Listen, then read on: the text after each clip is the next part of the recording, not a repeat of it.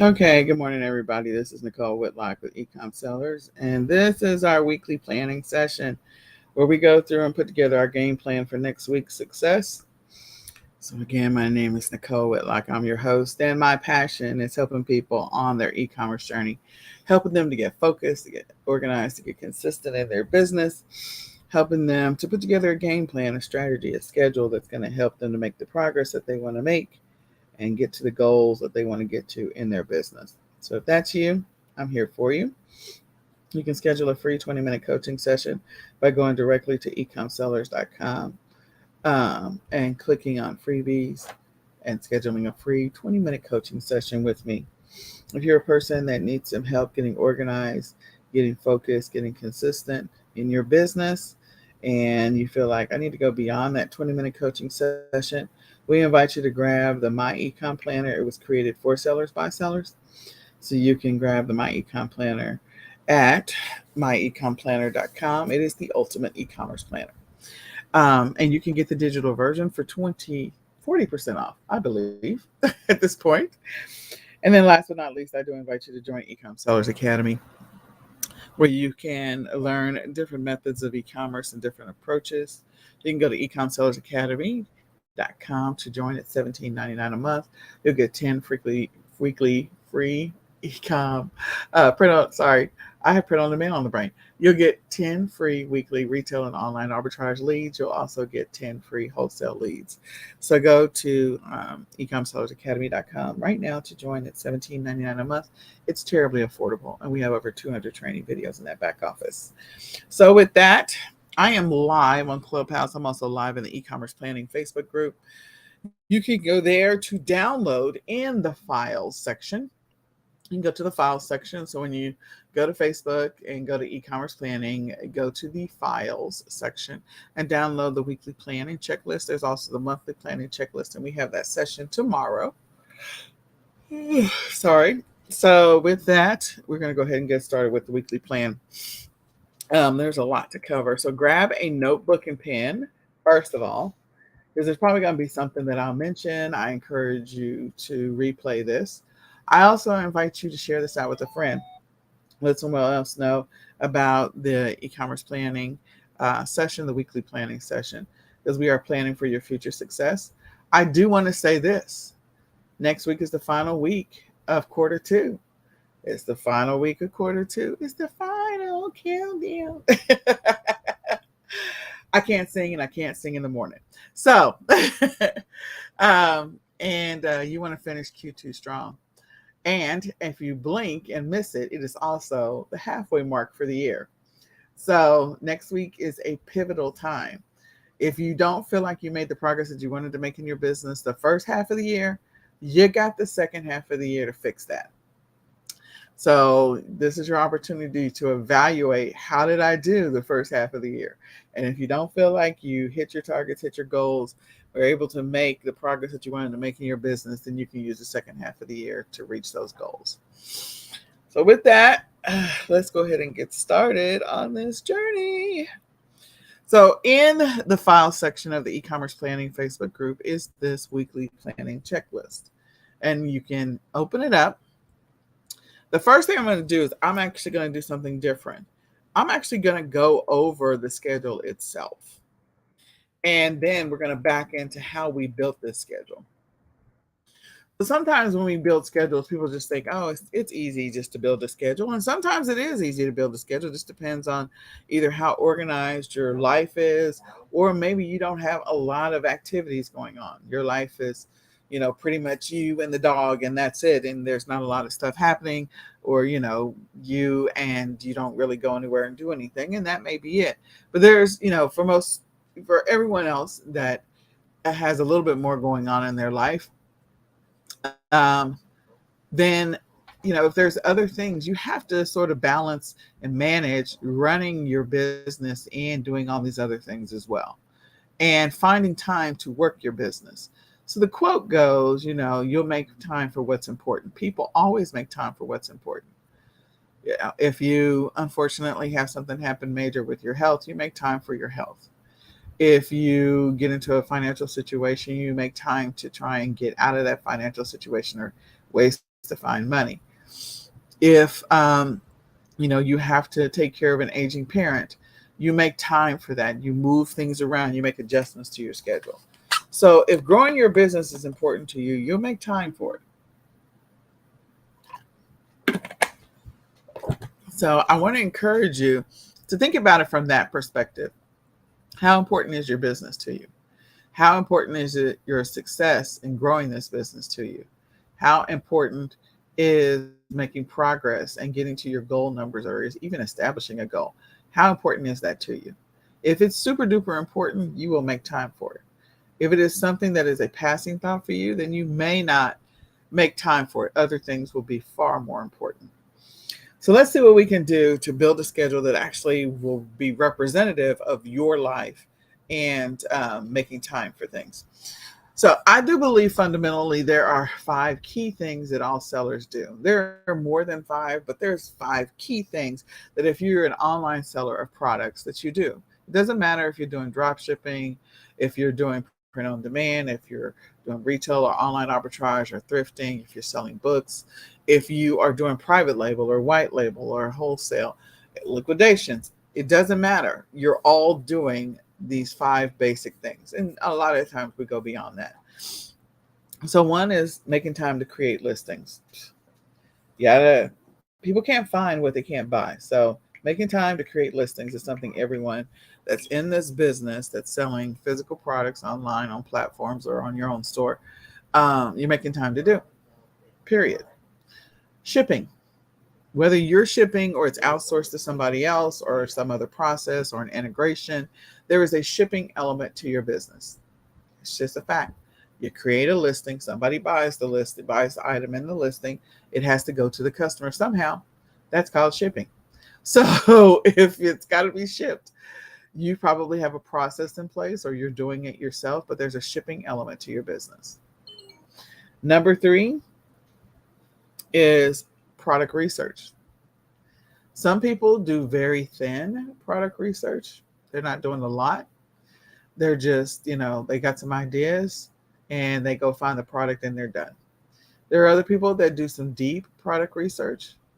They will go and hunt and look for the problem spots and where there's an opportunity in the market and where they can source. Well, we'll get to sourcing in just a second, but they go through all the exercise to do research on this product. Whereas, if you are doing retail arbitrage, your product research is finding a store and going and scan, maybe, or pulling out your list of replens, seeing where you are in your inventory levels, and because you've already done the product research, you already have the product, you just need to go buy it, you need to go source it at that point.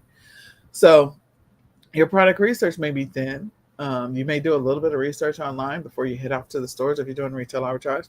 If you're doing drop shipping, you're going to do some research online about products that you could potentially sell, because it's all about researching the product. What's the sales price? What's the quantity that's available? What's the profit margin on that? So product research. The next one is drop shipping. Not drop shipping, sourcing. So sourcing is another thing. You got to get it from somewhere, whether you get it from a wholesale supplier, whether you get it from your manufacturer, if you're doing private label, whether you're using a print on demand supplier, whether you are going to the store. The store is your source for the product. Books, when you sell books, going to the different bookstores and the different methods that you use for grabbing books. That's the product. That's the source. So sourcing the product, however you source it, wherever you get it from, however you get it, you get it. So you do the research on the product and then you get the product. Okay. Or you list it. Or in the product research, you might be creating a product like on print on demand. You're creating the product. Like you still have to go to a print on demand supplier. They're your source. And then last but not least, and there's more to this, is there's the administrative tasks, but some people just kind of skirt those and think about it as an afterthought. But customer service, you're dealing with messages or inquiries from people. You have to deal with refunds and returns and reviews. These are all things that online sellers have to deal with. Customers wanting a refund, people wanting to give you negative reviews, having to deal with returns. Like Walmart has to deal with returns. I don't know why you wouldn't think you'd have to either. So this is all par for the course. As a seller, those are 5 things that happen. There's more than that happens, but sometimes people are not doing those things. So we're going to talk about all the other stuff. So looking at this schedule, we are on page, I want to say page 4 of the downloadable document. And again, we're live in the e-commerce planning Facebook group. I think it's either page 3 or page 4. It's one of the two. So you'll see this grid that was created, and the grid is easier to use inside of Google Sheets, but we'll get there in just a second. So it's an example of a person that's working a 9 to 5. They're doing retail arbitrage, online arbitrage, and drop shipping. So that's what they're doing. We're going to talk about Monday through Friday first. In this example, Monday through Friday, everything is broken up into time blocks. Now, you don't have to do time blocks, but sometimes time blocks are kind of convenient and they work well. So Monday through Friday, this person gets up, they do meditation and exercise at 7 o'clock in the morning. 8 o'clock in the morning, they're getting their kids together. But before they do that, they're going to plan their day after they finish exercising. So maybe they're spending 10 minutes just kind of jotting down what the thing is that they got to get done today. They're dealing with the kids and they're prepping for work at 8 o'clock. At 9 o'clock, they're off or they're at work, 9 until 12, or 9 until 1 pretty much. They are working their job. So 9 to 1, they're working. Okay. Then at 1 o'clock, they have a variety of different things that they do. My assumption in this scenario is that this is their lunch hour. And during their lunch hour on Mondays and Fridays, they're doing research. Monday, Wednesday, Friday, they're doing research. It could be product research. It could be listing research. It could be keyword research, but they're doing some level of research. Okay. So they're not spending their entire lunch hour doing this. They're probably spending 30 minutes of their lunch hour doing this, and the other 30 minutes eating lunch and whatever, just so they can decompress from the awesome job they have. And so that's Monday, Wednesday, Friday, either product research, keyword research, or listing research. Tuesdays and Thursdays, they're doing sourcing on their lunch hour. Now, if I'm doing online arbitrage, I can source from my desk or from wherever I am or from my mobile device, or I can get in the car. And if there's like a strip mall near me, I can source from there. So that's Monday through Friday. And then as we go down on their Monday through Friday and look at the rest of this schedule, we see at 2 o'clock, they're back on the clock until 6 o'clock. They're working the job. And so, that this is someone's similar schedule. Maybe not be exact, but it's similar. And if you get a full hour for lunch or 45 minutes, maybe you're taking advantage of that. Maybe you're not. But what I refer to that in working your business on your lunch hour is working in the pockets. As a mom with 2 special needs kids, that was the one thing that I did all the time when I was trying to build my business, is I would work in the pockets. The pockets are the windows of time where you could actually squeeze in working in your business while simultaneously potentially doing something else. So if you're eating lunch, do I need the full hour for lunch? No, I can spend 30 minutes working in my business. I can eat and get fat, eat fast, stick it in the microwave, eat fast, drink, go to the restroom, and now sit down, work on my business for 30 minutes until I have to finish my lunch up. Okay. So I would do things in the pockets when I would take my kids to therapy, speech therapy, occupational therapy, ABA therapy.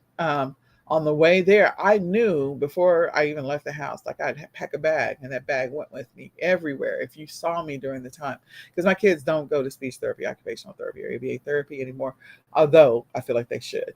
We did this was my world from like the time that they were 3 until Nicholas turned 11. So yeah, about that time. So that was a long time of just doing the same thing over and over again. But in any case, I knew that I was going to have these windows where I had to wait for my kids because they were getting therapy.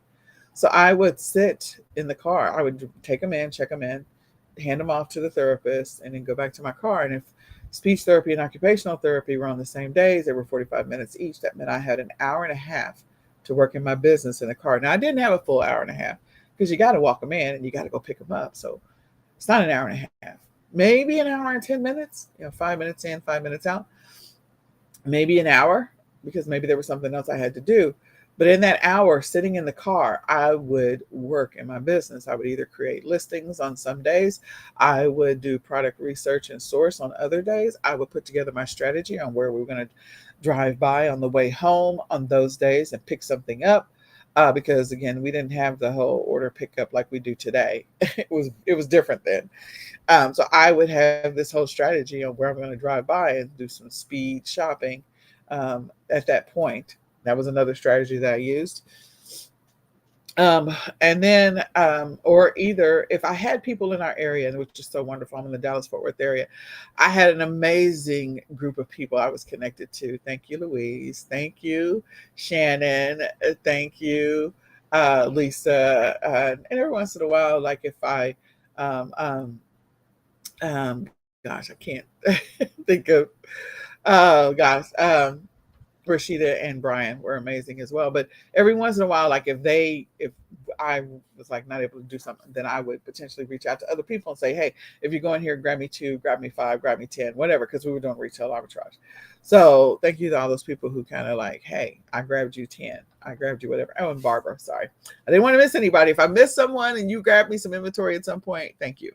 But in any case, that's what I did. And because I wasn't able to always get out because I had a son who is an eloper. An eloper is an autistic child who runs all the time. And you hear those horrible stories about kids who run away. So that was my son. He was a runner. And so my ability to get out in public was not like everybody else's. So I had to figure out how to be strategic and work my business. So I worked it in the pockets. Um, when he would go to ABA therapy, like I would sit in the car outside the ABA therapy center and I would work my business. I would create listings, I would deal with shipments, I would whatever I had to do to work my business. And I would always focus on the income producing activities, which is, of course, the number one is creating a listing. People can't buy what they can't find. So that is what I did. And that's how I worked my business. And people were like, she's crazy. Like, okay, she's a machine. No, it was out of necessity. I had to be able to pay for the therapy. And I would always work my business 3 months in advance. So, meaning that whatever money I made now, or whatever, if I got sales, that money would be for 3 months from now. So if it was January, I was working in January for money I was going to need in April. I was working in February for money I was going to need in May to be able to cover their speech therapy, occupational therapy, ABA therapy, and any other alternative treatment, special diet, supplements, whatever, because insurance wasn't paying 100% of anything. So that's how I ran my business. And so I was always on the go, go, go. I was always hustling because of that situation. So when people say to me, well, I can't figure out how to work this business, I don't know, I don't have time for it, or it doesn't work, or whatever, I'm like, okay, I can beat almost any excuse that's out there when it comes to running this business because I did it and I'm still alive to tell it.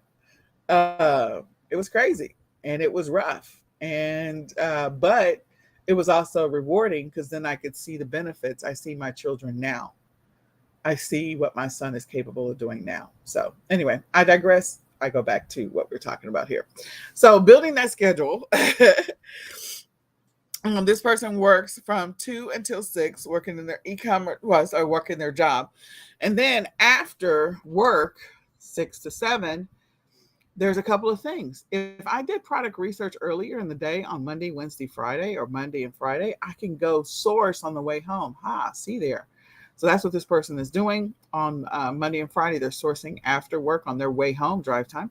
And then on Tuesdays and Thursdays, they are either shipping, because again, drive time, being efficient, using your time as wisely as you can, dropping off those packages if you had to process orders the night before. So you can drive those on your way home or do some additional research. Maybe you're going to do some additional product research, whatever. 7 o'clock is dinner time. And on Wednesdays, they go to Bible study. So that time is already taken and that's dedicated time. So one of the things you're going to hear me talk about is if there is something that you're doing that is serving you well, we're not trying to interrupt those things. If there are things that you're doing in your life or activities that you're engaged in that are helping you to balance life, helping you to stay sane, helping you to be able to grow as a person, or just kind of decompress, continue doing those things if they are serving you well. Binge watching TikTok, binge watching Netflix, playing on your Nintendo Switch or your Xbox or whatever, like those things may not be serving you well. If you're going to be doing those things, make sure you're making money while you're doing them. In other words, be making money on your TikToks, be making money on your Instagram, whatever it is that you're watching. Netflix, I don't know how Netflix can pay you. I'm not figured that out. So anything that you're doing where you feel like, okay, I probably could have used this time to work my business, but I felt like the Netflix show was more important, or I just wanted to veg out for just a moment. Again, I'm just saying. And then, so we have dinner in this example at 7 o'clock. At 8 o'clock, we're doing homework, which of course doesn't apply right now. We're in the summertime, but that's okay. It's a time. It's a placeholder. And here's the other thing: as you build the schedule out, you are going to have spots in your schedule, or you're going to build different versions of your schedule that apply to different times in your life. It's not going to be a schedule you're going to keep all the time. You could have 6 different versions of your schedule as a schedule template. And the reason you would have that many is because of the fact that sometimes, we have a rotation. Kids go in and out of school. So there's summer break and then they go back to school. There's, your kids might be involved in soccer or piano or whatever, track. And so you have a completely different schedule for that. Okay. So homework in this example, but doesn't apply right now. You could put something else in there if you rebuild the schedule. And then bedtime, getting the kids to bed at 9 to 10, and then at 10 to 11, creating listings and dealing with your customer service. So creating your listings and dealing with customer service. That's your window. That's your time working on listings at night. I will tell you, as we talk about this, there's going to be what we call the most optimal time of the day. And that most optimal time of the day means that you will that you should try to, if possible, work on the things that make sense for you and your business and your most productive time of the day. Everybody's most productive time of the day is going to be different. As you go on this journey, you will discover what yours is, but definitely work to do the things that you can and get the things done that you can during your most productive time of the day. All right. And so in this example, this person every day is listing for a fact. Every day they're doing some level of working in their business, whether they're doing research or sourcing to some extent. And they have shipping pockets where they're working in their business. So depending on what, some people like to ship every single day, and that's fine. In this example, this person is not shipping every single day. Okay. And then on the weekends, their schedule is a little interesting. Their schedule on, I have to scroll, sorry. So let me see if I can make this bigger so we can see more of it. Okay, so as you can see in this example, on Saturday, they're getting up, they're doing their business planning. They're also doing business planning on Sunday. So at 7 o'clock, that's what they're doing. They're either planning their week, they're planning their day. Maybe they're being strategic about what they want to source this week, or where they want to work on, where they want to focus. So I would tell you, when I was on this journey, well, I'm still on this journey, but what I would do is I would use Sundays to figure out, what am I going to source? What is the thing that I'm going to sell? So, in which stores am I going to go to this week? And when I think about my, in my example, therapy schedule, what stores am I driving by and which days am I going to stop by there? Because there are certain days in which the stores are stocking. There are certain days in which, you'll get new inventory in. There's certain days that, as you make friends with the store managers, they'll tell you when to roll through. So planning, being strategic, planning out the week. And that was perfect for me in the mornings because my son would be asleep. That's not the case these days. That's a whole nother issue.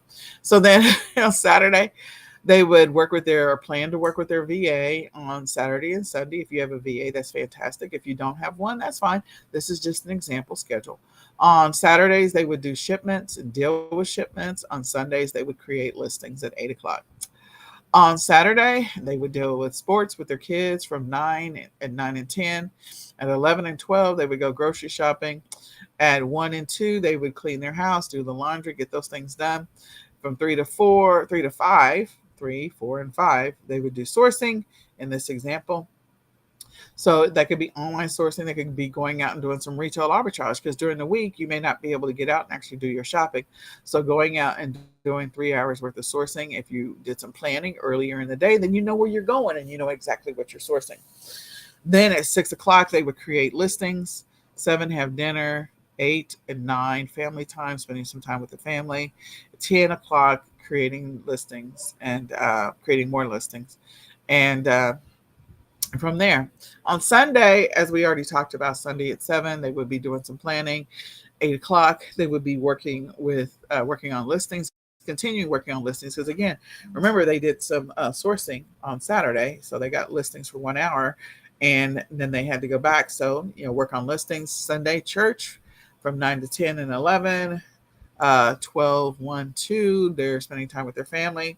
3, 4, and 5, they're creating shipments, because again, they sourced on Saturday. So if they spent 3 hours sourcing out in the streets, they're going to spend 3 hours shipping. I would tell you I learned that technique from Rashida and Brian, which I think is awesome, is that the amount of time that you're out sourcing, you should have almost, not exactly the same, but almost the same amount of time creating your shipments.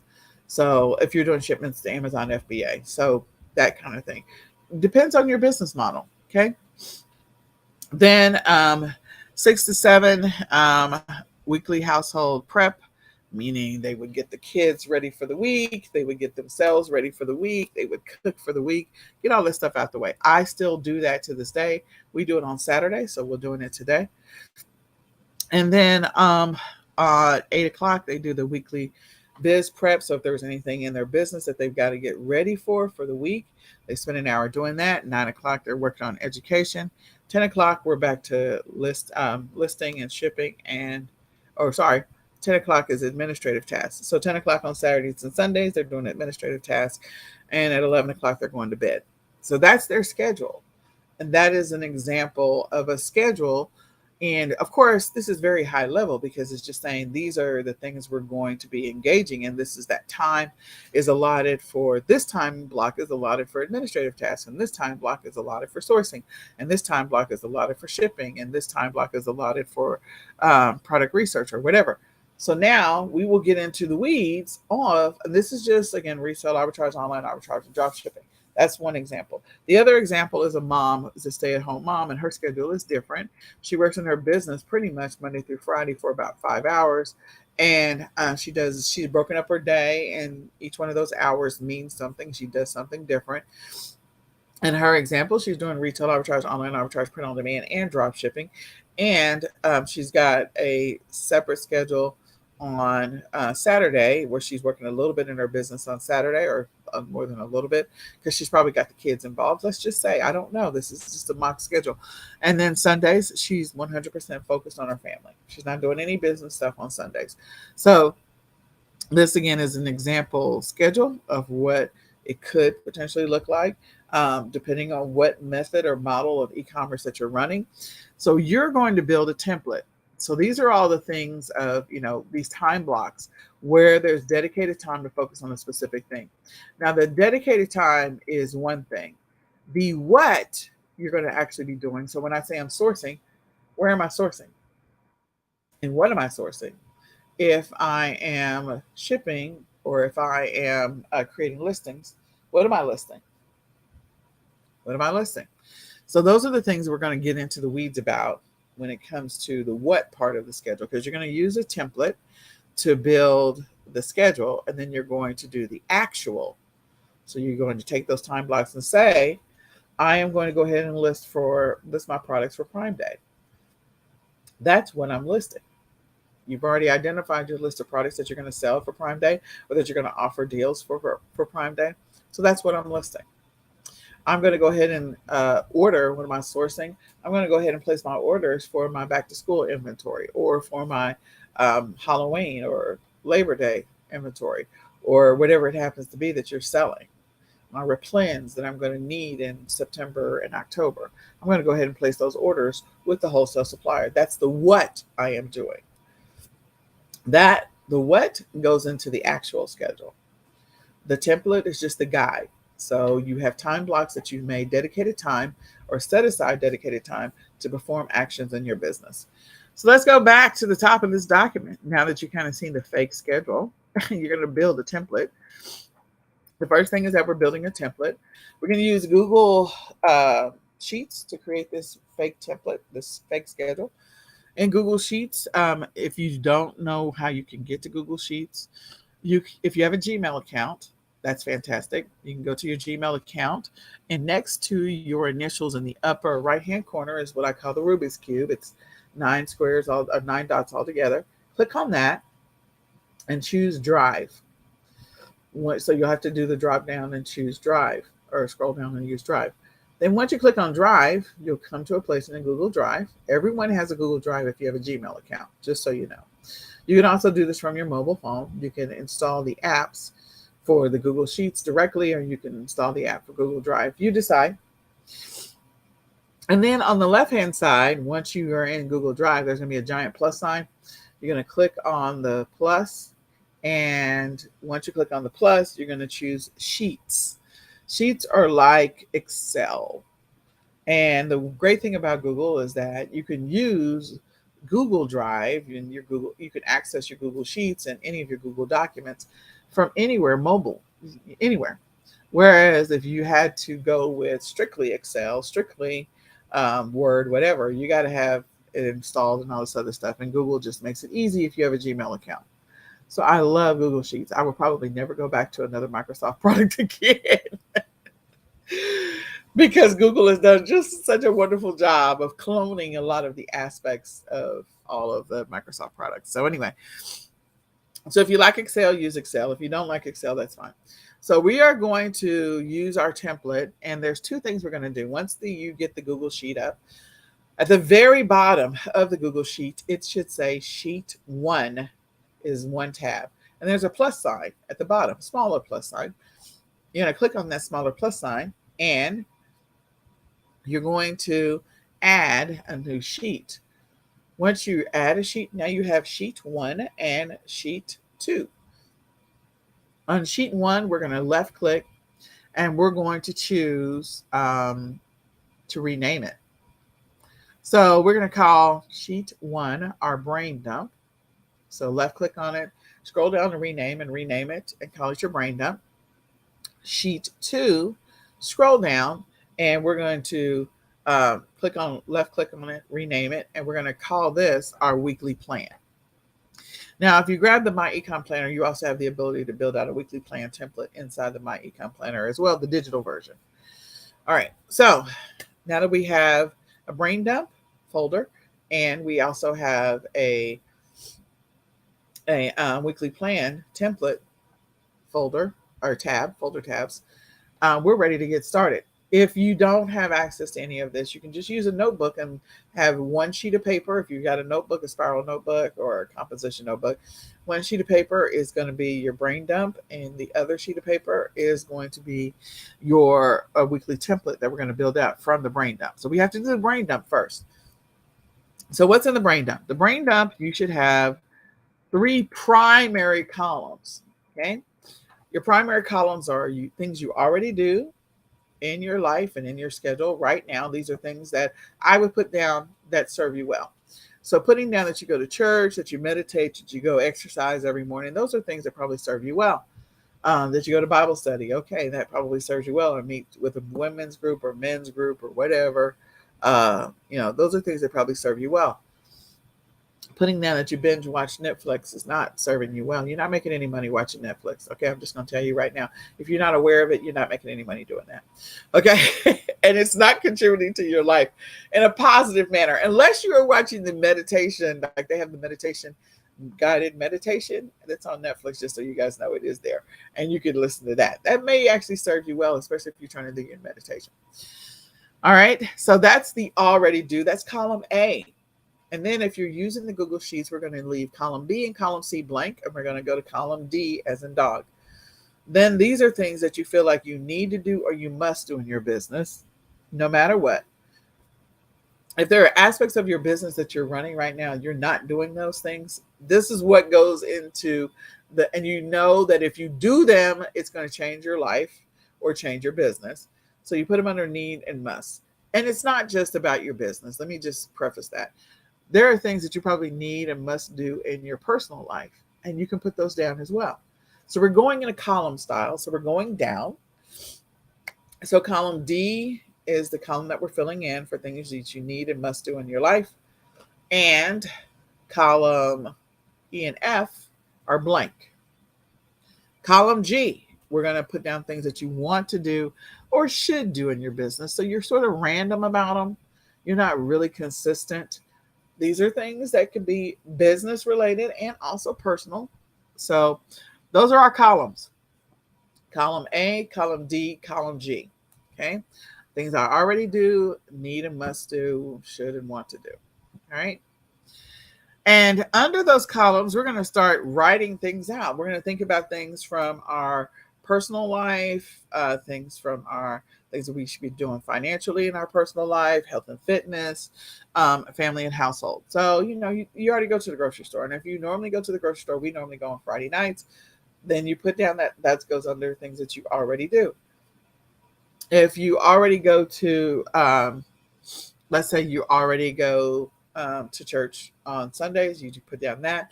Or maybe you meet with a women's group and that's something that's serving you well. You write down that time. You write down when you do it. The reason that you're doing that is that we consider that reserve time, precious time. We're not trying to impact anything that is already serving your life well. If there's an opportunity to move it around because you need to move it around, that's another thing, but it's something that's staying in your life.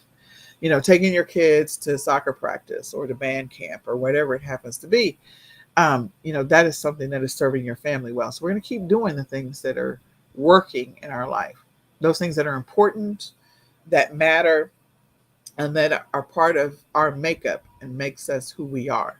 So we're keeping those things. And then the things that we need to do or must do in our business. We're going to talk about those in just a minute, or in our life. And then things that you should do. So maybe you're at a place in your life where you feel like, I should be walking, so I should be getting more exercise. I'll put that down on the should. We're going to see what we can do to work that in. I should be balancing my household checkbook, or I should be cleaning up the house a little bit more, or I should be calling to check on or going by the nursing home to check on, mom, dad, or whatever. These are things I should be doing. I kind of do them randomly or haphazardly. So I'm going to put them on my should list. Okay. Things that you might be doing in your business that you should be doing that you don't do as often as you should. Okay.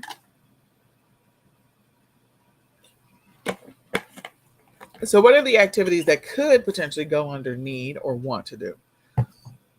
Sourcing related activities, sourcing things anywhere from 2 to 20 weeks in advance. I normally go out to about 32 to 36 weeks. But sourcing, getting that product or ordering that product in advance because you're going to need it, especially if that inventory is coming across the ocean. Okay. So ordering inventory for Father's Day on Father's Day is not a good thing. Okay. Unless you're getting an amazing deal and it's on clearance and you plan on selling it next year, ordering it on Father's Day is not going to serve you well. Most of the time when we're ordering stuff or we're doing things with our business, we're ordering it X number of weeks in advance, or we're ordering it from our wholesale supplier X number of weeks in advance, and we're using it, we're going to create the listings for it so we can sell it as we come up to whatever the date is. If you're not doing what I refer to as just in time, things that are seasonal, holiday, trendy, popular, if you're not selling in that realm, you're just focused on replens. Again, there's some replens that you need to make sure you've already ordered or acquired in advance. That's the whole sourcing piece of it. If you are not doing replens, maybe you're doing a private label or white label, again, you have to order from your manufacturer. So getting that stuff, acquiring your inventory in advance is extremely important. And sometimes people don't think about that. If you're a little more strategic, if you could maybe expand the window in which you currently order it, maybe you order it 2 weeks in advance, and maybe you should pump it up to 4 weeks in advance or 6 weeks in advance. You'll decide what works for you. You'll find a sweet spot based on what you're selling and looking at your data. Hopefully you're looking at your data. Maybe that goes under your need to do or want to do column. But again, we'll come back to that.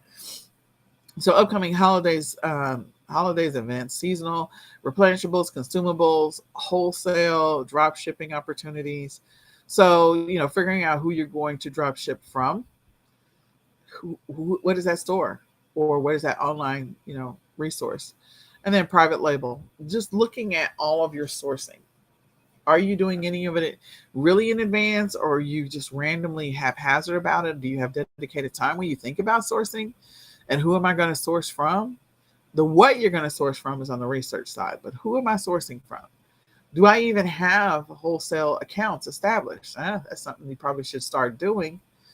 So again, I want you to think about this through the lens of you're at the halfway mark for the year. How would you grade your business's performance from January to June? If you would not grade it well, this is your opportunity to reset and see what you can do to knock July through December out the park. Bring it home, crush it. So this is your window to think about that. If your numbers are not where you feel like they need to be, this is your window to do that, to work on that, to fix that. Okay? So sourcing. Probably got some stuff that you can put under the need or want to do.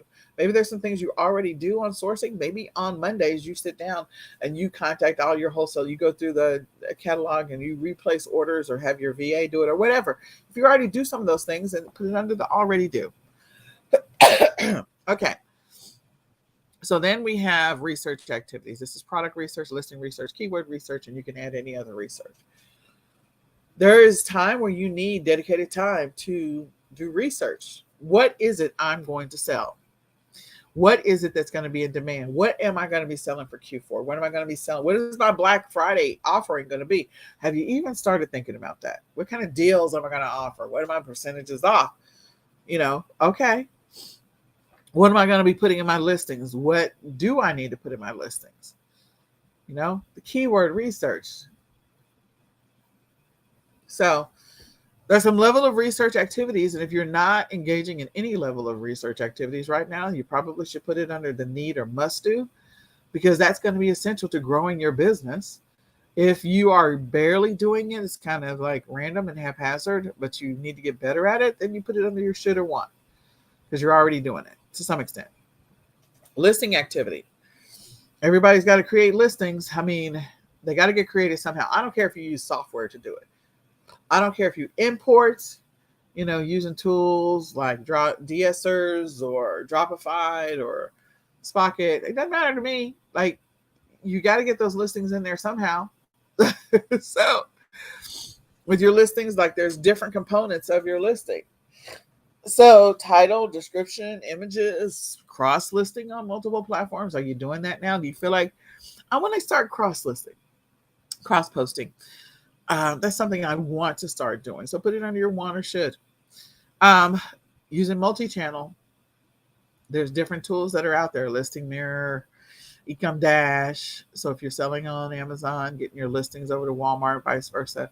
I would tell you that the listings that you create on Walmart need to be named a little different than they are on Amazon, and it need to be structured a little bit different. But the point is again, are you doing any of that? Are you creating videos for your product? And I don't mean like handheld phone still showing the product in use. You can do that. That's actually probably a good thing, putting it up on YouTube as well. But you can take stills of your product and convert that into a video, an animated video. So I'm just saying, are these things you're doing? No, maybe. I don't know. You tell me. I don't know. You're creating a list. I'm just giving you ideas. The next thing is, so put it under the right columns. Where does this go? Shipping. So you maybe got FBA, WFS. I'm trying to say all those letters all at once. Anyway, fulfillment or prep center, 3PL. Like, are you outsourced? Is somebody else doing your shipping for you? That's fantastic. Are you checking anything? I mean, you probably still should check some stuff randomly, maybe. Or you're consistent about it. Do you feel like you need to be a little more consistent? Is this time for you to evaluate your fulfillment center? Is it time for you to choose a different fulfillment center? I don't know. Are you shipping yourself? Are you going through an audit and confirming shipments went out? Are you following up with your customers? What's your shipping process? You know the answers. And again, these are not all the tasks. Let me just say this. This is just a smattering of the tasks. This is not all of the tasks under each one of these categories. I'm just giving you food for thought, okay? Then the next one is administrative tasks. Oh, there's a lot, but this is not all of them. So running your platform reports, filing your taxes, doing bank reconciliation, account reconciliation, your account for which platforms you sell on, balancing your budget, tracking your expenses and your receipts, ordering inventory, checking expiration dates for things that you might be selling, auditing your inventory. Do you audit that? Putting together standard operating procedures for your business so that at some point you can outsource it to a VA, maybe. Reviewing and doing a price adjustments. You can use software for that, but still, are you even like, where are you? You can manually do it, or are you doing any price adjustments? Analyzing the data, reviewing your stats. I could go on and on and on. There's a bunch of administrative tasks. I feel like of the things that people run away from, this is the one that they run away from. And this is the thing that actually could make you the most money, because if you analyze the data, it will reveal to you. Analyzing data always reveals stuff. And so it'll reveal to you what you potentially should be doing differently, what you should be selling, what you could be doing differently, and where you have opportunities to improve. So analyzing the data will tell you some stuff if you sit down and look at it. If you just sell, that's fine. At some point, to scale your business, you're going to have to start analyzing the data. So are you doing that? Are you making time for that? Is it important? Are you not even doing it at all? Something to think about. Customer service activities, I mentioned that before. Just dealing with questions, dealing with returns, refunds, reviews, all of that stuff. Are you doing it? Not? Which column does it go under? Education activities. This, I feel, is the unsung hero of them all. This one can actually change your business. Administrative activities, I think people are running from that. But education activities, I think people think that they're focused on education activities, but they're really just doing some random binge watching of some stuff. So those courses that you have bought, acquired, whatever, where you want to get better at something, this is an opportunity where you have dedicated time each week. You're going to commit to learning something new. Let me paint a picture for you. You're at the end of Q2. You're going into Q3 and Q4. What if, it's all about the what ifs here. What if you decided you wanted to get better at keyword research, and so you spent the month of April every week for an hour to 2 hours getting better at keyword research? What does that do to your Q4? The work that you invested in April, what does that do to your Q4? Because in your weekly activities, keyword research is one of your activities. So that means that everything that you learned about keyword research, you can immediately apply. See, the challenge you have is that people learn stuff. They'll sit down and they'll watch a video or whatever. They'll go through an exercise and then they don't do anything with it. And when you don't do anything with it, you might as well have just gotten a bucket of popcorn and you're sitting down and watching a movie. That's pretty much it. You have to apply what you learned.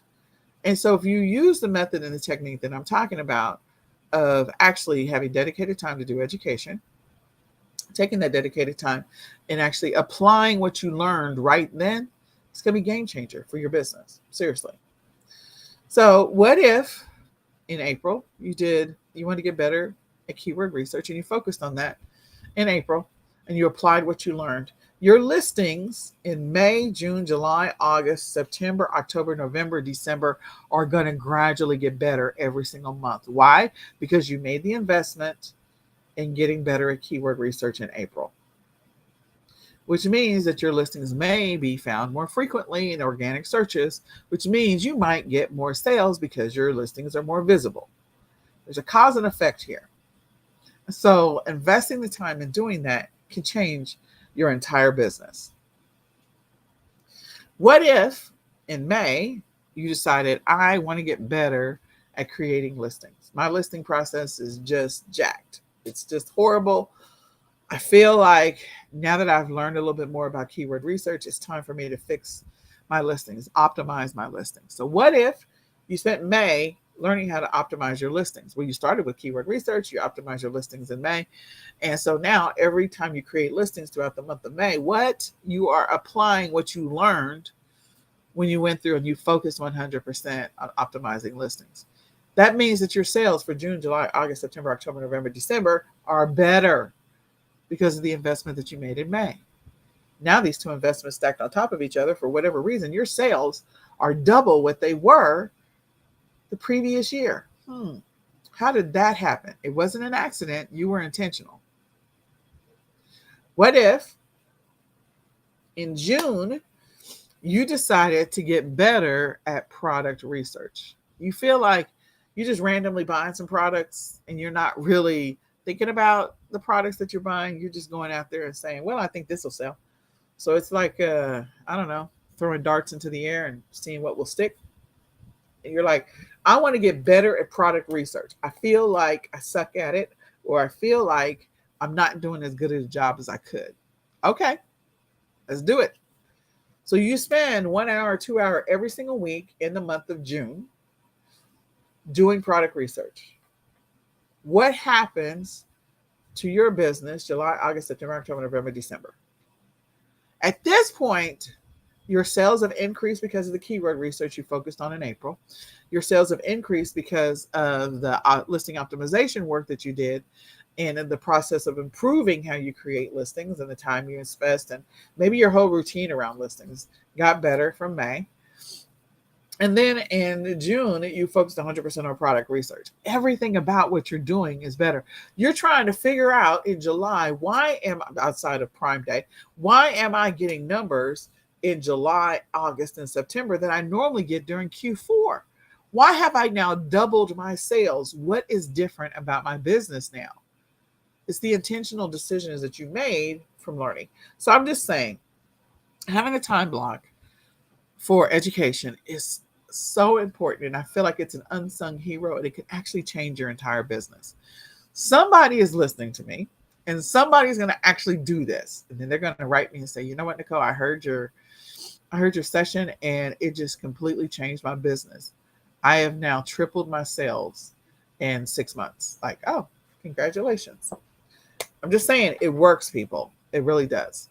And you don't have to, I think what people think is that they take a course and they have to apply everything that they learned from that course right then. And the reality is, no. Take one piece of what you learned and apply it and focus on it. Apply pressure to it. See, when you hear the story about the diamond in the rough, it's cold. And when you apply pressure to it, it turns into a diamond. It turns into something highly valuable. You're going to apply pressure in one area of your business, just one. And it's going to change everything about your business going forward if you continually applying it. That's what I'm saying. So I want you to think about that. If this is helpful to you, share this out with a friend. Let somebody else know about this, because I feel like this is one area of the business that people just do not get, don't recognize, don't appreciate, don't understand, is that this one little thing can change your business. And you can use the same model with learning a new platform. So what if, January and February, I learned how to do drop shipping and I incorporated it into my existing business for the rest of the year. Now I'm doing retail arbitrage, online arbitrage, and drop shipping. Okay. What if I wanted to learn print on demand? So I use February, March, we're focusing on print on demand. And then I applied the 3. I figure out how to manage my schedule better, and I apply the 3. Now I'm able to fire my boss and do what I want to do. Because of the fact that I have 3 different business models that I'm running, and I've got a whole team of VAs doing it. Again, your gradual progression to growing your business or scaling your business, if you're not doing those things, that is on you. There are certain circumstances that happen. Trust me, I raise my hand all day when it comes to circumstances, okay? This week I've had to have a tooth pulled, crazy. And my son is in the other room with leads on his head. We're doing a 48-hour video EEG because he has seizures. Okay. Life happens. I figure out in the midst of it all, despite all of it, how to continue to work my business in the midst of this. So things are going to happen. We're going to have to deal with them. And then we figure out how to keep going in the midst of it all, or get back up on the horse. Education is so important. And I feel like of all the things, this is the one thing that can actually help you scale your business, because you're taking that opportunity to learn something either about your business or maybe about yourself. You may find that you like dropshipping better than any other model. You may find that you like print on demand better than any other model. You may find that you're really good at product research or keyword research. And but you've never invested the time to learn that about yourself. Or you may develop or identify tools that work better, but you still know how to do it organically. I'm just saying. So education should be on your list of activities that you do in your business. And then marketing and traffic all day long. I feel like this was an important one because, again, we're trying to get better at keyword research. So, then you can be found organically. That's always a good thing. That means you don't have to come out of pocket for those people who don't know. So running your listings through Pingler and Ping Farm, maybe that's a thing that you feel like, I want to start doing that. I'm doing it randomly, or I need to start doing that. Sharing your listings out on other social media platforms. Maybe you're not doing that and you feel like that's something I need to start doing. Maybe creating a blog or having a VA create a blog for you so you can showcase your product. Maybe creating some videos around it. Okay. Paid ads and campaigns. Yeah, you can spend money on ads. Are there some other things you can do organically or don't cost you as much money to try and get traffic to your listings? Absolutely. Offering sales and promotions and giving coupons and all kinds of stuff, doing email marketing out to your list, building a list. Have you even started that? So optimizing your listings, reaching out or connecting to influencers, all of those things. And that's, again, this is not an inclusive list. There's many others that people are going to go, and she's missing this from the list, and she's missing that. It's okay. This is just a brain dump. You're going to add more to the list, more than I have even thought about. All right. So now that you've got your columns of what you already do, things you should do, things you want to do, then we're going to go down the list. And we're going to make sure that next to those other columns that we have, on which day you do them, and is there a time in which you do them, you're going to fill in those columns. So next to column A, column B, and C, you're going to fill in the day and the time, if the time is available. And if you don't want to put the time, if you want to say, I do these in the mornings, or I do these in the afternoons, or I do this in the evening, however you want to split it out, slice and dice it how you want to. But go ahead and fill in your column B and C. Fill in your column E and F. Fill in your column G, H, and I. So fill in those columns with that information from this brain dump that you've now done. As you kind of move through this, the other thing is your mini habits and mini goals. So you have, these are other types of activities, goal setting activities that you could apply pressure to each one of the things that you wrote down.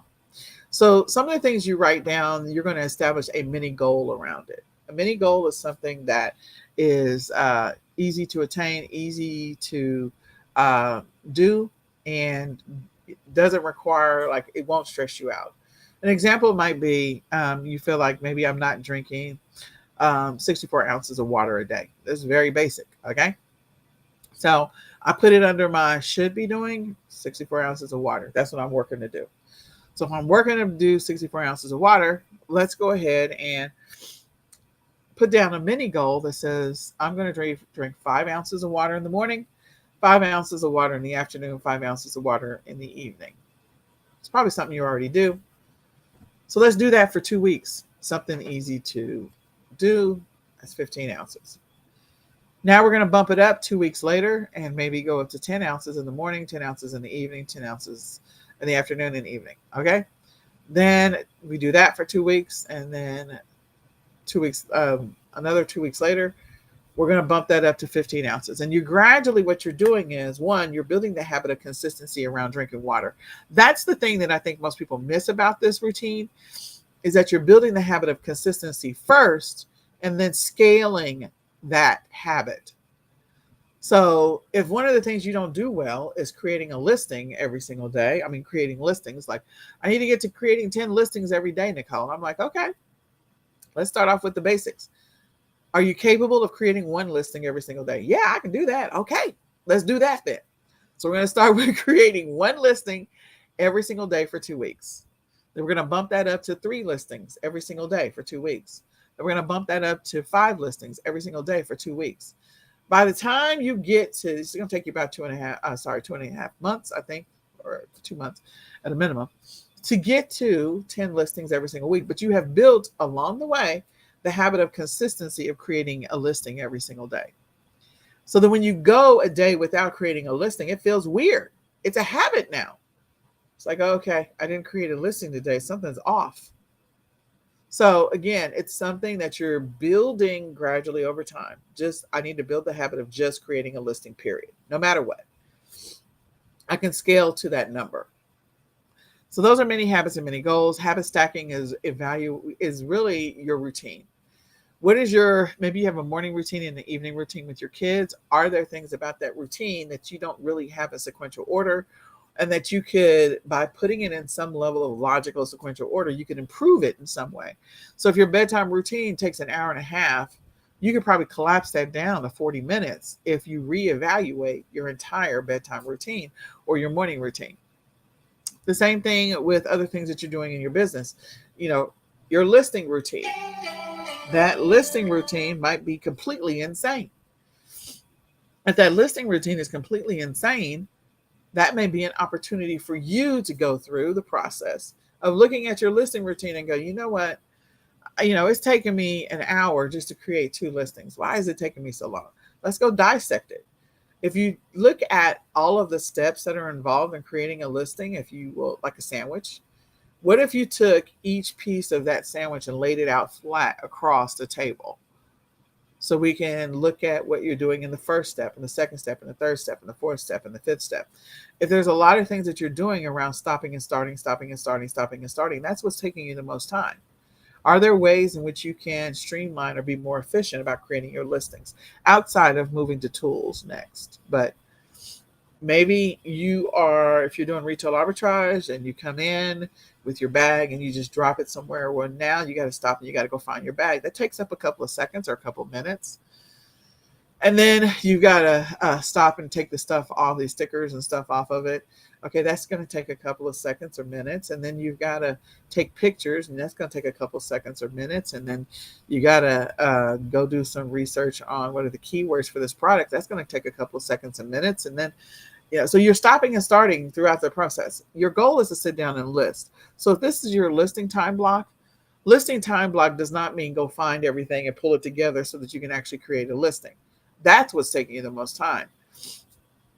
It means that you've already done the level of research and analysis and work so that when you sit down in front of the computer, you can just start typing and continue listing 1, listing 2, listing 3. So you go from spending an hour to create 2 listings to creating 5, 6, 7, 8, 9, 10 listings in 1 hour. You improve your process. You get down to 6-minute listings. So look at the sequential order in which you're doing things that should logically go together, and put those together. And that is habit stacking. The next one is time blocks. We already looked at time blocks at the beginning, so you kind of get the idea of that. But it's just a dedicated block of time to focus on a specific thing. You want to make sure you have some breaks built in there, but dedicated time. Checklist. Some people don't like time blocks. It overwhelms them to think about having an assignment for every single hour in their day. They're like, I can't do that. I'm not doing that. So maybe, just maybe, you put together something that is more of a morning, afternoon, and evening. These are the 5 things I'm doing in the morning, 5 things I'm doing in the afternoon, 5 things I'm doing in the evening.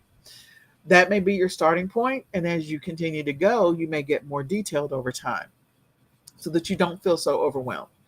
Figure out what the priority is for that morning. Figure out what the priority is for that afternoon. Figure out what the priority is for that evening, and make sure you earmark that. So build it in a to-do list so that way you feel like you're gaining some momentum and you're building consistency. Okay? That you're feeling like you made some accomplishments. You got some things done. And then building SMART goals, those that are specific, measurable, achievable, or attainable, realistic, relevant, time-bound, timely. An example would be, I want to be $1 million seller. Okay, if that's your goal, then you're going to take that $1 million. First you need to figure out if you're going to be $1 million in sales is different than $1 million in profit. So those are 2 different things. Just so you know, the numbers for those are 2 different sets of numbers too. But anyway, so I want to be $1 million seller in sales. Okay, we'll go with that. So the question becomes, how do I get there? Well, you'll take that $1 million. If you made the decision today, you'll take that $1 million and divide it by the remaining number of months in the year. Actually, the remaining number of quarters first, and then the remaining number of months, the remaining number of weeks, and the remaining number of days in the year. That is what you're going to do to figure out what are your daily goals, your weekly goals, your monthly goals, and your quarterly goals that you have to accomplish in order to figure out if you are reaching your targets. That's a smart goal. Now, there's going to be some other stuff that you build around that, but again, in essence, that's a simplified version of it. And then you're going to populate, now that you've kind of figured out when you're doing these things, you're going to take all that information that you just compiled and you're going to move that over to the weekly plan tab. And you're going to fill in the weekly plan tab and reorganize things in such a way that this sort of flows better with this. I think I should do this after this, but I should do this before this. You're going to figure out what you're going to do before and after and during. So move some things around on Monday, move some things around on Tuesday, move some things around on Wednesday. See how you feel about it. And then now you've got your template. Yay. Now your template is going to change and it's going to evolve. My suggestion to you is that you try it on for about 2 to 3 weeks and then make adjustments to it. And know that you're probably going to have at least 3 or 4 templates a year that you use. It's not going to be just one. You can have 3 or 4 templates that you use each year. Okay? So now that we kind of have that, now we can move to our actual. So our actual is the last leg of this journey. And in the actual schedule, this is the what. I talked about that before. So before we get to the what, we're going to look at our monthly plan and we're going to scan that. This is the end of June. That means that whatever you put in the monthly plan for the month of June, hopefully you are more than halfway there. If you're not, when you build the actual, you might have an aggressive schedule for next week. I hope that you can accomplish it because sometimes people are preparing for vacations. So just be prepared for that. So looking at the monthly plan, what's your goal for this week? In your monthly plan, let's just say for the month of June, you establish 20 goals at the beginning of the month. And so maybe you have a remaining 6 left to complete or to fulfill or to track or to update. So we're going to incorporate that into next week's actual to try and knock out those 6 because we're going to finish June strong, right? Then your priorities, you need to figure out which ones are the big ticket items. So if you're going on vacation next week or you're going on vacation the following week, then you need to move some stuff into next week so that your vacation doesn't become a panic, like you're reacting to everything. Oh my God, we should have got the luggage out. Oh my God, I should have got the tires checked. Oh my God, I should have gone to Costco and got the big bag of snacks, like all the things that people freak out about when they're getting ready to go on vacation that you got to pull together. Well, where's the passports? Where's all of that? Do all that stuff next week so that you're not making yourself nuts right before you go on the trip and having a heart attack or a stroke. So what are the priorities for the week? What's the most important thing that needs to happen next week, no matter what? What were your Q2 goals? What were your June goals? That is, what's the priority? And this can be a priority that's in your personal life or your business life. Okay. So what's your priority? You decide. And that's your priorities. There's probably about 5 of them that you have for the week. So figure out what the priorities are. The next one is to look at your habits that you're tracking. The habits that you're tracking are habits that you've been tracking you should be tracking them for 30, 60, 90 days. If you are putting down a thing on your habit tracker that is only for 1 week, you're not building a habit. That's just stuff you're doing. There's no way that you can build a habit in doing something for 7 days straight. Absolutely. No way you can do it. Now, if you were doing it for 28 days straight or 35 days straight or 60 days straight or 90 days straight, every single day consecutively, now you're building a habit. But doing something for 7 days, that's just something you're doing. That's not building a habit. That's just a checklist activity that you need to get done. Okay. So move all of your things that you've been tracking for habits and move that into next week because that's what's going to be on your habit tracker. You're not adding new stuff. You're continuing this until you have actually built the habit. Okay. Then the next one is building out the actual schedule. So now this is where I ask you a couple of questions and then we're going to wrap this up. So the first one is, what am I researching? You have a research time block. In that research time block, is this a product research time block? Is this a listing research time block? Is this a keyword research time block? What is this research time block? And what keywords, like what is my focus? So if I'm going to be intentional and I begin the process of preparing for Q4, maybe I'm starting product research on the things that I think will potentially sell in Q4. So maybe I start off with a list, a brain dump. And then from there, I go do some analysis to see what those things are trending for this year to confirm or validate that these are things that are probably going to do well this Q4 based on the economy, based on what's happening in the, the energy of the atmosphere, all of that stuff. Okay. So what am I researching? Okay. The next one is you have a listing block, time block, or to-do activity. What am I listing? So again, we're not putting up Father's Day listings on Father's Day. Come on now. Come on, y'all. We're not doing that. We're putting up Father's Day listings probably in March, maybe even February, March, April, May, so that they can sell in June. We're not putting up back to school listings when school starts. We're putting up back to school listings now in June. So what am I listing? Shipping. Shipping is sort of hard to say the what, but the point is that you're still going to say the what to some extent. What am I shipping? Where am I shipping it? So am I shipping all of my back to school stuff into my fulfillment center next week? Is that what I'm doing? Probably should be doing that, because if you're going to put up those listings, you got to start and be prepared to get those sales. So again, if you haven't already done that, some of you probably already sent your stuff into your fulfillment centers. And so you're ready to rock and roll. And some of you are just like, oh my God, she just mentioned that and I haven't done anything. Yeah. It's time to get with the program. The next is what am I sourcing? Am I sourcing for, when I think about consumables, this might be the opportunity to start thinking about those things, because again, we have in some areas in the US, they talk about food shortages. So you got to be aware and mindful of that. Food prices are continuing to go up. Everything is going up. Gas prices, shipping prices, everything has gone up.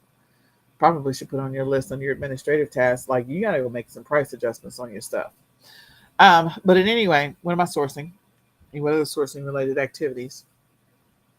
So am I sourcing for XYZ? Okay. Am I sourcing for Q4 right now? Okay. Then the next one is, what am I learning? What is the thing that I'm continuing my learning activity for the month of June? What is the thing that I'm focused on? And also, as we get ready for planning for next quarter, what are the things that I really feel like I'm going to learn or need to learn in Q3 that's going to benefit me in Q4? Then the administrative activities and tasks, what am I focusing on? So we're at the end of June. You're going to begin the process of running your month-end reports and processes. Not right now, but it's coming. What are the things I probably should be doing next week from an administrative standpoint? What are those? And then family and household, what are the things I'm focusing on from family and household? And what is on my online calendar, personal, business, and work? Okay. So you're going to use all of that to build your actual schedule. And that's going to be the schedule for each one of the days: Monday, Sunday, Monday, Tuesday, Wednesday, Thursday, Friday, Saturday, Sunday, Saturday. Stop there. So that's what you're going to do, is you're going to build out your actual schedule so that you know what you're going to be focused on. And your goal is to review the schedule in the morning and review the schedule in the evening so you can remind yourself where your focus needs to be. You can keep redirecting yourself back to the schedule, until you build the habit of following the schedule. The habit of following the schedule is going to be the hardest thing, because of the fact that your body and your mind and your subconscious mind is going to fight you. There is a little gremlin inside of all of our brains that's just like, I don't like change. I'm not trying to change and start doing that. I'm not doing that. No, we're not doing this. It will come up with excuses. It will come up with reasons and justifications why you don't need to follow the schedule that you just invested time building, why you don't need to do the things, and you need to punch that gremlin in the face. I'm just saying. Something's going to come up, and that's going to be your excuse. So I want you to think about, as you're trying to build this new habit, what it is like to try and build a new habit after New Year's. And the many, many, many stories of people who have been going to the gym for years, how they laugh about what happens in January and February of every year, because people will sign up for a membership. They'll pay the membership for probably the entire year. So they only go to the gym in January and February, and then March, April, May, June, July, August, September, October, November, December. They are paying for a monthly subscription that they don't ever use, don't ever nothing. But then they show up again in January. Why are those people unable to sustain that routine and that habit of going to the gym? What happens is, one, they haven't built a schedule around sustaining going to the gym. That's number one. But number two, so they have to have a schedule, and they haven't built a routine around sustaining going to the gym. But number two, they have what's called a pattern interrupt. Something happens that causes them to have to miss the gym one day. So maybe it's legitimate, maybe it's not. A family emergency, having your child have a seizure, that's sort of legitimate. But then they fail to get back up on that horse for whatever reason.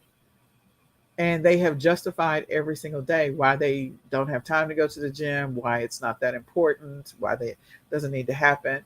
And so that same thing is going to happen to you when you're trying to build this new schedule, this new habit, this new routine. There's going to be 9,000 reasons as to why you don't need to do it, can't do it, ain't able to do it, blah, blah, blah. It's just going to happen. That's the reality of it. And your job is, every single time that little gremlin pops up his head or her head, whatever, I always name everything bad at him. Sorry about that. But that you punch him in the face. You're going to have to. I'm just going to punch him in the face. Look, I'm going to need you to get out of my life because I need to make progress. I need to win. I need you to get out of my life. So that is what I encourage you to do. Increase your awareness of the things that are going to disrupt, interrupt, break your routine. And do what you can to get back up on that horse every single time you fall off of it or get off of it intentionally. Don't be like the beginning of the year where the people who are regulars at the gym just crack up and like, okay, they're making bets, y'all. I give that one 2 weeks. I give that one 4 weeks. We'll see if we see that one in 6 weeks. And then they're making money off of that bet. So if you feel like your family is betting against you, your friends are betting against you on this e-commerce journey, don't let them win. This is yours. This is your time. This is your opportunity to go out there and grab it. So be consistent in your business so you can get to your goal numbers. Be consistent in your daily actions, your daily activities, so you can break the pattern of starting something and stopping stuff, and you can be more consistent in your business. So with that, my name is Nicole Whitlock, and this is the weekly ecom planning session where we go through and put together our game plan for next week. I hope this has been a blessing to you. If it has, please share this out with a friend. Let somebody else know about it. I mean, some of the stuff that I talk about, it can apply to any other part of your life. It doesn't have to necessarily be e-commerce. So you could use this in other aspects of your life. I'm not going to say things are going to go perfect. Trust me, by all means. I understand that they don't go perfect. But the key is the ability to get back up on that horse and to keep working at it every day. Keep working to get better. So my passion is helping people on their e-commerce journey, helping them to get organized, get focused, be consistent in their business so they can reach their goals, whatever those goals are, and to help them establish goals, realistic goals that really work based on their life and what's happening. So if that's you, I'm here for you. You can schedule a free 20-minute coaching session by going to ecomsellers.com, clicking on freebies, and scheduling a free 20-minute coaching session with me. In addition to that, I would encourage you to grab the My Ecom Planner. It was created for sellers by sellers, and it is the ultimate e-commerce planner. So you can use that to help you stay on track, pull it out every single day, open it up, see where you are, check your stats so that you know where you stand in your business at all times. In addition to that, I also want to invite you to join Ecom Sellers Academy if you need some support along the way. It is a community, amazing community of e-commerce sellers like you. And what we're there to support each other. You gain access to our live weekly training session, live weekly Q&A. You gain access to our 10 free retail and online arbitrage leads list, also our 10 free wholesale list. And you gain access to our library of over 200 training videos. So you can go to ecomsellersacademy.com and join there. You can grab the e-commerce planner at myecomplanner.com. And you can download the monthly planning checklist and go through this. Check out the replay again. And with that, I hope that you have an amazingly blessed, extremely productive, highly focused, and very profitable day. We are going to say goodbye for now. Bye, y'all.